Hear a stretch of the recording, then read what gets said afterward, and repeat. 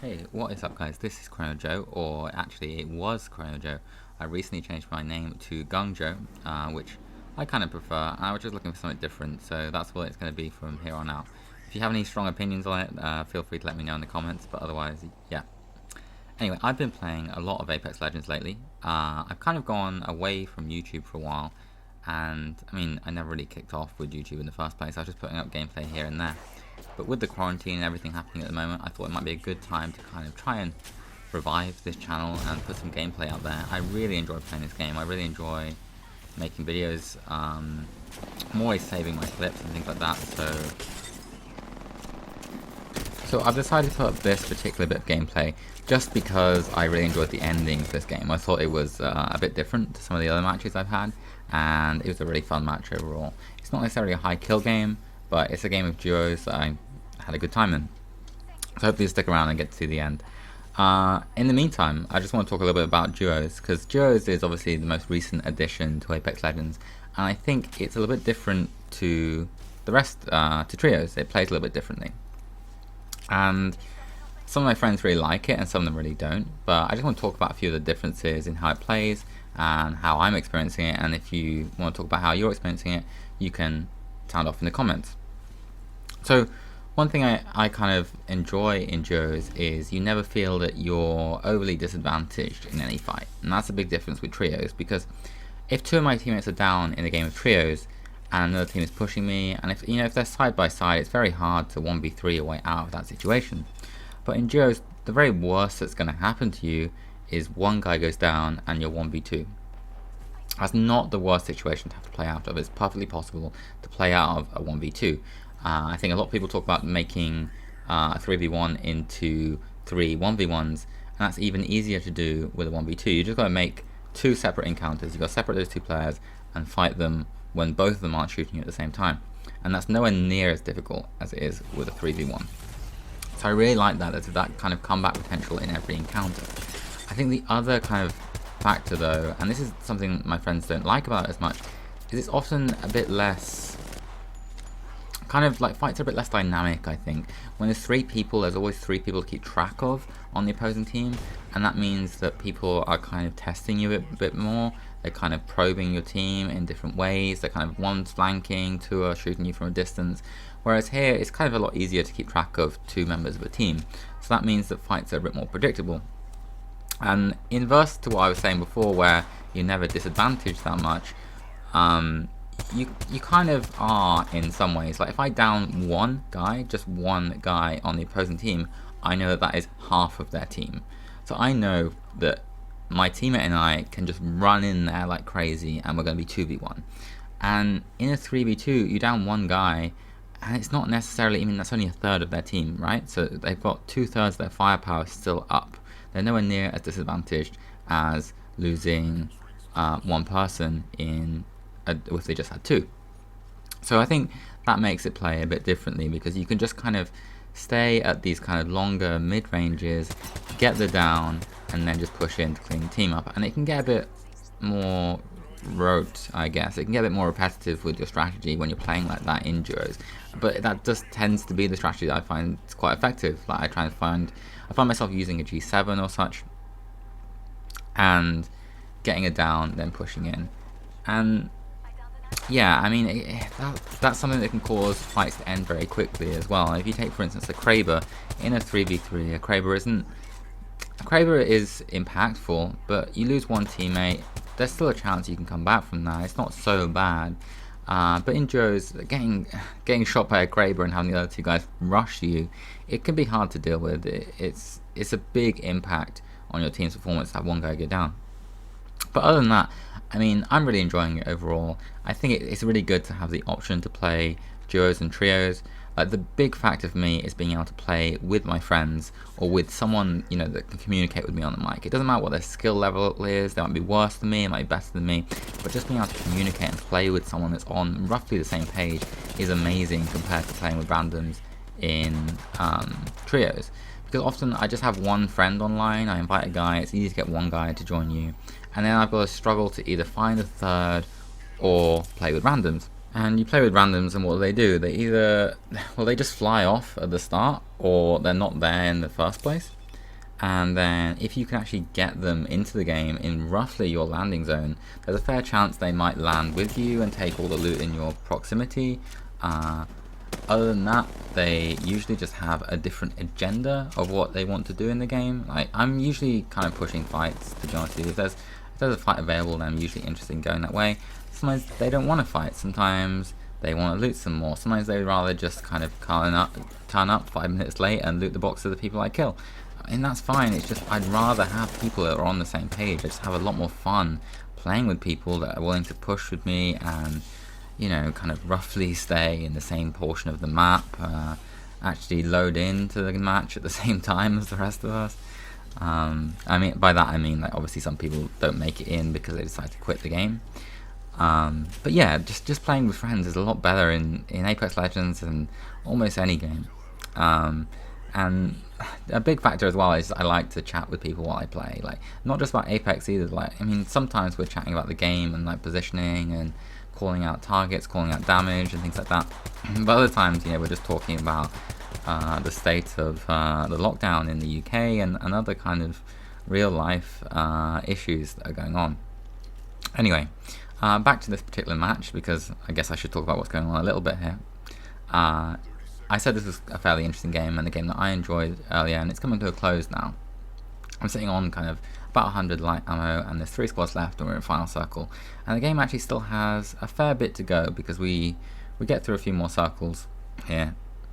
This is a scenario where I think my teammate really kind of positioned himself quite poorly, because, I mean, he didn't call out that he was pushing them there, and he pushed from the low ground onto the people that just approached up the hill. I was really going for that rotation so that we could get high ground on them, but Captain Clench just didn't call out his position and unfortunately went down.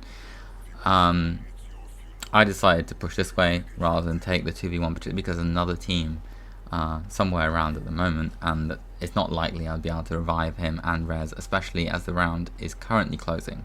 Like, it would be a miracle for me to kill those guys and revive him within 20 or so seconds. In any case, using my G7 to get a bit of damage on those guys there, kind of just hoping to threaten them away from me to create some space. Obviously it's a bit of a risk, because if they deal too much damage to me, then they're just going to push, because they're 2v1. The kind of behaviors of players in your lobby are going to be affected by how strong they think your team is, and if you're one guy and they're two, then if they do 100 damage to you, they're probably going to push like crazy, and even if you heal, it might be very difficult to get out of that scenario. So that means shooting those guys, even sometimes just aiming at them, carries a higher risk for you than it does for them. So you need to be quite careful about, you know, how and when you choose to shoot at someone when you're in these situations that are disadvantaged. And in this case, I'm just trying to rotate around and around, try and create some space for myself, and try and rotate so that I push the 2 teams into one another, because what I really want here is for the 2 teams to fight. Unfortunately, as you'll see in a moment, they don't really want to close things quickly. Like, one team takes high ground, the other team rotates and takes high ground, and that really creates a problem for me, because if I get spotted by either team and either team decides that I am their focus, then, you know, it becomes really hard to get out of that situation.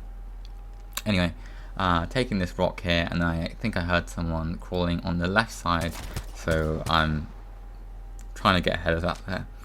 Bearing in mind I only have 70 bullets right now, so I'm trying not to waste too much ammunition, just do a little bit here and there to get them to leave me alone. And that guy, shield shattered, almost down with a few more shots, but not right now. I think perhaps he peeks again as well. Sometimes people are very ambitious with their angles and where they're peeking from. That particular rock there, it's not easy for someone to stand up there and also dip into cover. So, you know, going up there, it really exposes a little bit too much of your body, and you don't have any positioning to strafe left and right, so you don't have any like evasive maneuverability, and that means that, you know, if someone's looking at you, they're really going to shred you, or you're going to move and fall off the rock. Which happens quite often as well. And right now I'm really just kind of hoping that these 2 teams are going to pay attention to each other and leave me alone. So don't mind the pointless weapon inspection here. 60 bullets in this in total for this G7 here. So the reason I'm holding the G7 out when I might be holding the R99 out more often here because obviously if someone pushes up close to you, you want to have the R99 ready.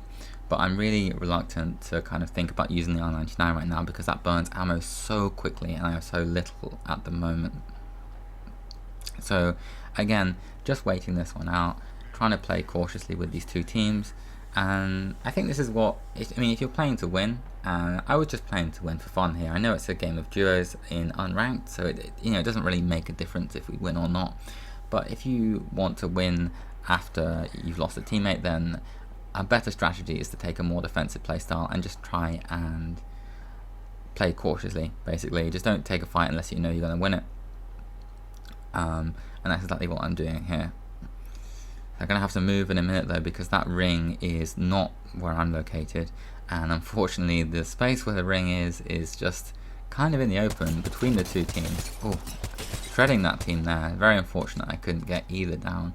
And the problem is there, of course, is that, I mean, they've got quite a bit of distance from me, so it would be difficult for me to really capitalize on that. I could rotate round and try and shoot them, but they'd definitely be up to full, and then the other team on the left hand side would most likely shoot me in the back, and then in reacting to that I'd get killed by the other team most likely. So it's just a very shitty scenario to be in.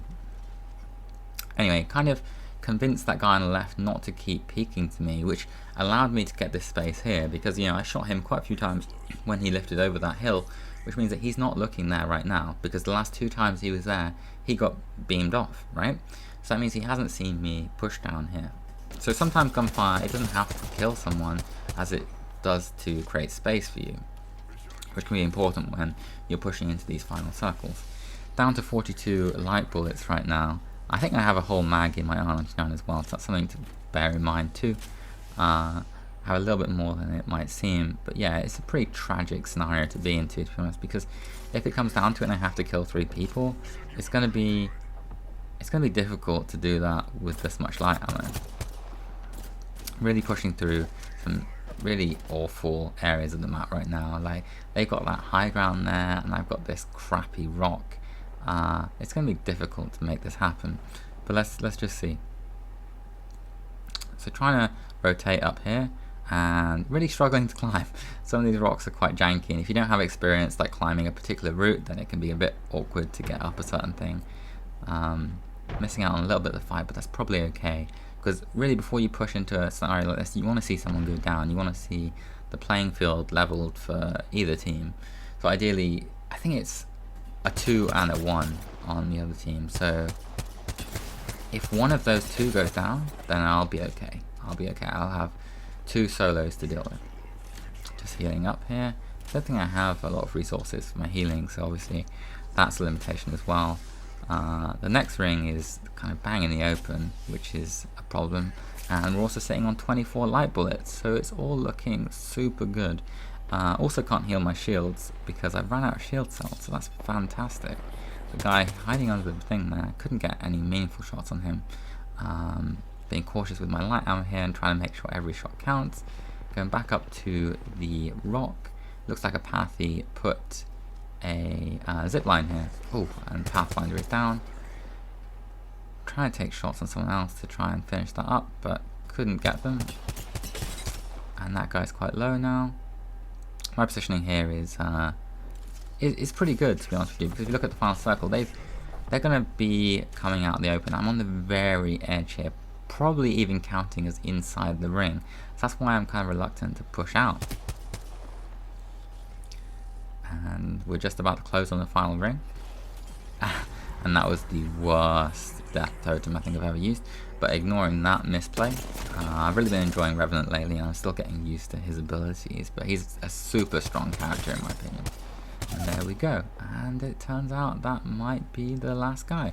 With 1 bullet left in the G7, no capacity to kill him with my firearms. I've desperately got to get that kill before he revives.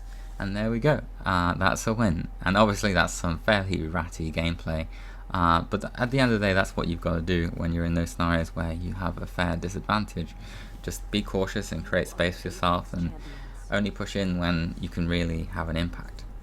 And thanks for watching, guys. Hope you enjoyed the video. Peace out.